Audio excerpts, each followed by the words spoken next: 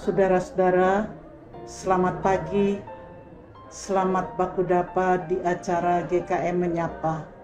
Sebelum kita membaca Alkitab dan merenungkannya, mari berdoa. Bapa yang di sorga, Bapa yang baik, kami sungguh bersyukur untuk kemurahan-Mu dan kebaikan-Mu. Pertolongan-Mu sudah menuntun hidup kami dan memberi sehat dan kuat.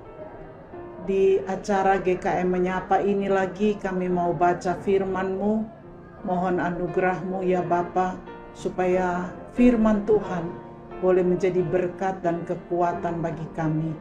Di dalam nama Tuhan Yesus kami berdoa. Amin. Bapak, Ibu, Saudara, saya dasari pembacaan Alkitab dari Lukas pasal 14 ayat 27. Lukas 14 ayat 27. Begini firman Tuhan. Barang siapa tidak memikul salibnya dan mengikut aku, ia tidak dapat menjadi muridku.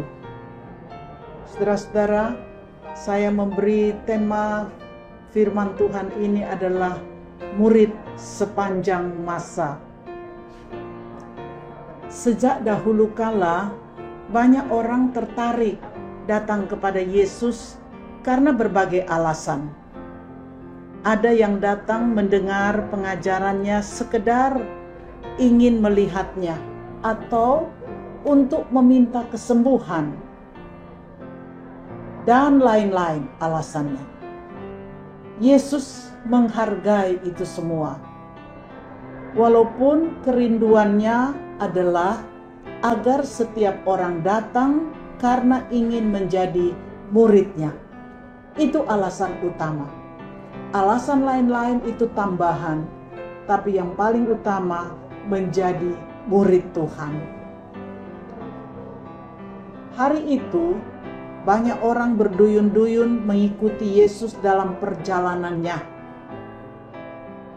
Yesus berhenti sejenak dan mengatakan bahwa mengikuti Tuhan adalah sebuah proses untuk menjadi murid sepanjang masa. Yesus memberi makna menjadi murid sepanjang masa. Yang pertama adalah fokus hidup berubah. Kalau dia dulu fokus ke utara, dia harus berubah ke selatan.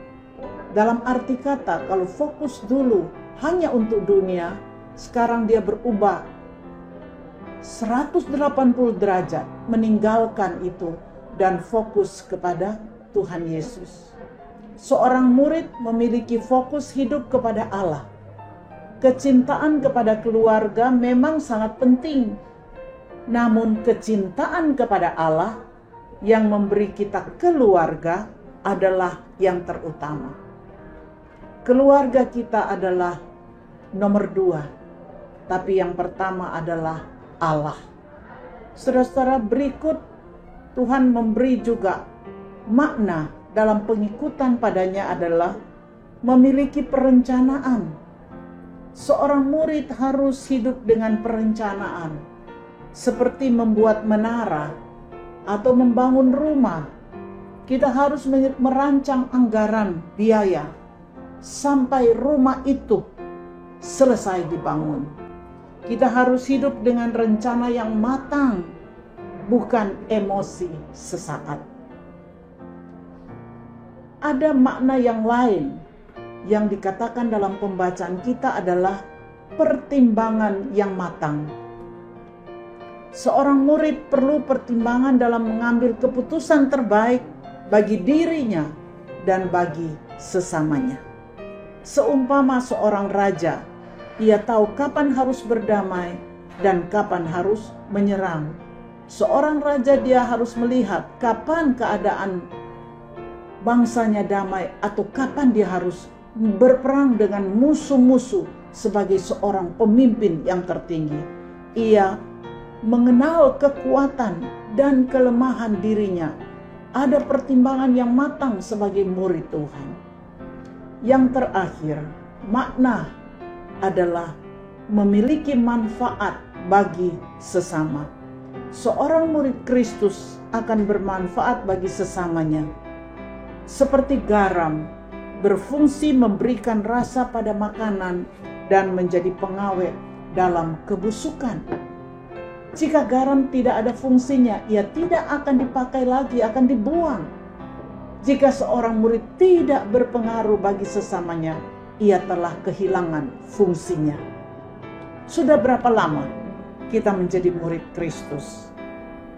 Dari keempat makna ini, di area mana Tuhan ingin kita berubah? Tuhan memberkati. Mari kita berdoa. Bapa, terima kasih ketika Engkau menebus kami dari dosa kepada kebenaran, dari neraka kepada sorga, maka Engkau mengharapkan dan meminta supaya kami bukan sekedar mengikut Engkau, tetapi menjadi murid sepanjang masa sampai kami bertemu dengan Engkau. Biar kiranya Tuhan, makna menjadi murid ini akan kami pegang selama-lamanya, supaya hidup kami mempunyai fokus hanya kepada Tuhan. Sedangkan hal-hal lain adalah yang kedua. Tuhan memberkati firman-Mu. Di dalam nama Tuhan Yesus kami berdoa. Amin.